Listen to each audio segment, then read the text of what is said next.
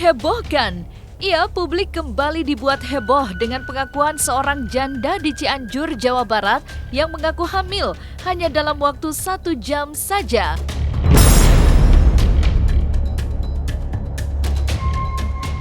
Perempuan tersebut tidak merasakan tanda-tanda kehamilan seperti wanita hamil pada umumnya.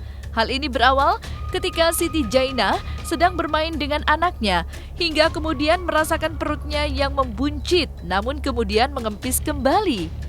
Perempuan yang baru saja bercerai 4 bulan yang lalu mengatakan jika dirinya merasakan seperti kemasukan angin yang berhembus pada anggota tubuhnya, hingga perutnya pun merasa mulas.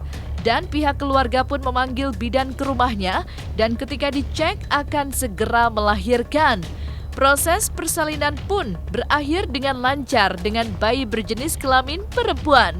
Tak ayal kejadian tersebut membuat geger warga sekitar. Lalu mengapa hal tersebut bisa terjadi? Berikut Dr. Boyke membongkar kejadian yang menggegerkan publik dengan penjelasan yang sangat ilmiah dan rasional. Pertama, bahwa untuk kehamilan itu perlu terjadi pertemuan sel sperma dan sel telur. Jadi kalau ada angin yang masuk itu tidak mungkin, itu pasti nggak mungkin, ya. Nah, yang perlu diperhatikan di sini adalah mungkin saja setelah hamil itu dia tidak merasakan gejala-gejala kehamilannya. Itu yang disebut dengan cryptic pregnancy atau yang disebut sebagai kehamilan samar. Ya, sehingga orang-orang tidak tahu. Nah, biasanya orang-orang yang mengalami kehamilan samar ini atau cryptic pregnancy ini adalah orang-orang yang memang mensnya tidak teratur. Kadang-kadang dia hamil tapi tiap bulan masih dapat haid, ya. Atau mereka yang mensnya jaraknya jauh-jauh sehingga mereka tidak merasa, ya. Atau pada wanita-wanita yang gemuk, saya tidak tahu ya, ini gemuk atau tidak. Sehingga dia itu baru ketahuan saat melahirkan. Dua hal ya yang sering sekali menjadi isu. Pertama adalah kehamilan pseudo kehamilan bohongan.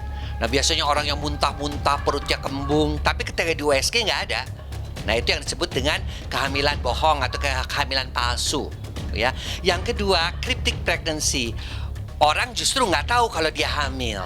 Lalu ceritanya angin lah, dari jin lah, dari guna-guna lah. Sama ketika juga orang yang hamil itu palsu, dibilang hamilnya ada yang mengambil makhluk halus, padahal dia sudah hamil saatnya melahirkan dan sebagainya. Nah, sebenarnya bagi kita sebagai dokter, hanya dengan melakukan pemeriksaan yang sangat sederhana saja, yaitu tes kehamilan dari air kencing, itu biasanya sudah bisa 90% memastikan.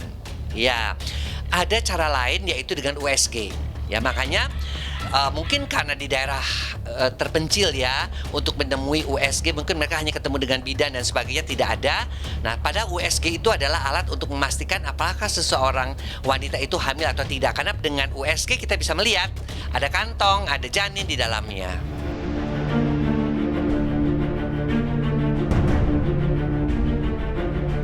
Dengan tegas dan jelas, Dr. Boyke mengungkapkan jika proses kehamilan adalah terjadinya sel sperma dan sel telur sehingga terjadilah pembuahan. Tanpa adanya proses tersebut, mustahil seorang perempuan dapat tiba-tiba hamil dan melahirkan.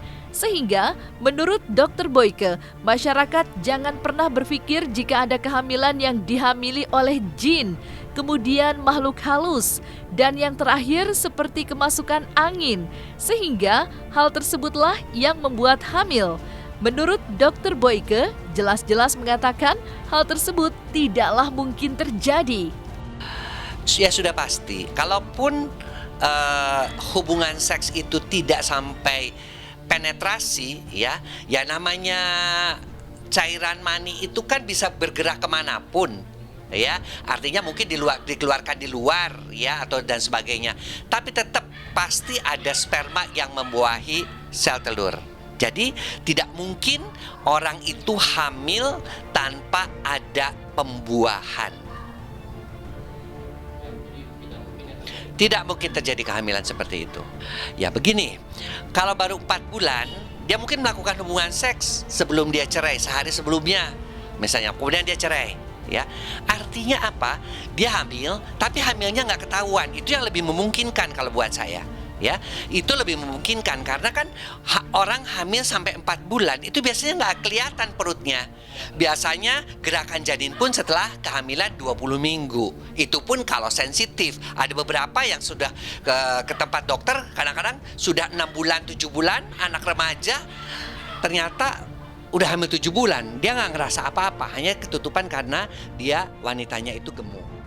Jadi kalau menurut saya kemungkinan yang masih bisa dibuktikan adalah sehari mungkin sebelumnya atau berapa lama sebelumnya dengan si suaminya pernah sebelum cerai itu melakukan hubungan seks. Yang kedua yaitu tadi cryptic pregnancy, di mana dia hamil tapi tidak kerasa.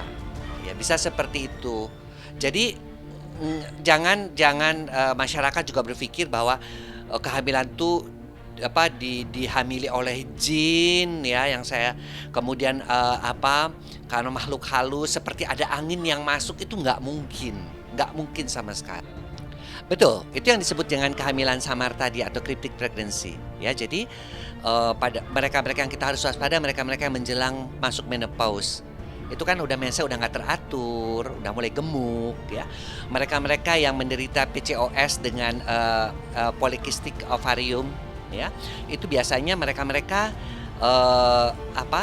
hamil dengan mens yang tidak teratur. Ya, kemudian mereka yang memang orangnya boleh dibilang sangat sangat gak sensitif gitu loh. Udah nggak ada muntah-muntah, nggak ada apa. Apalagi kalau dia kamuflase dengan si wanita itu ada sakit mah. Jadi ketika dia berobat pun ke bidan atau ke klinik, dia ngomongnya saya sakit mah, begini. Dan si petugas kesehatan juga kadang-kadang nggak berpikir bahwa kehamil, karena mungkin baca di status dia udah janda, dia udah bercerai, nggak mungkin dia hamil seperti itu.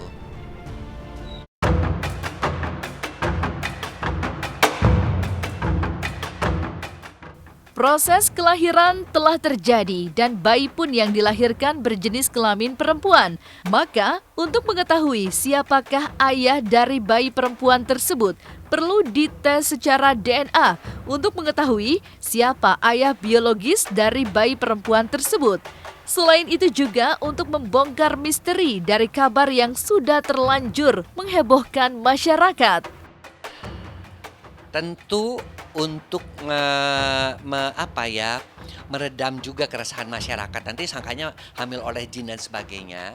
Jadi menurut pendapat saya adalah dilakukan setelah tes DNA aja.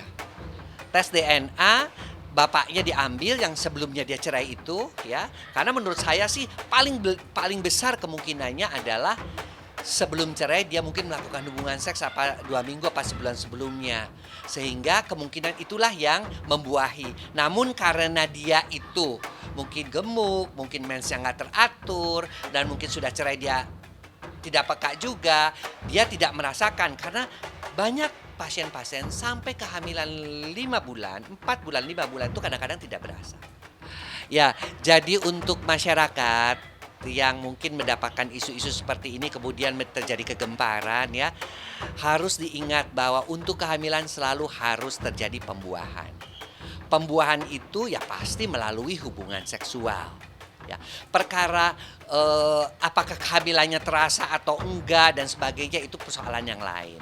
Tapi kalau kita ingin membuktikannya, ya bisa dengan melalui pemeriksaan hormon setelah melahirkan juga bisa. Kemudian juga dia bisa melakukan pemeriksaan DNA untuk mengetahui siapa bapak daripada bayi tersebut.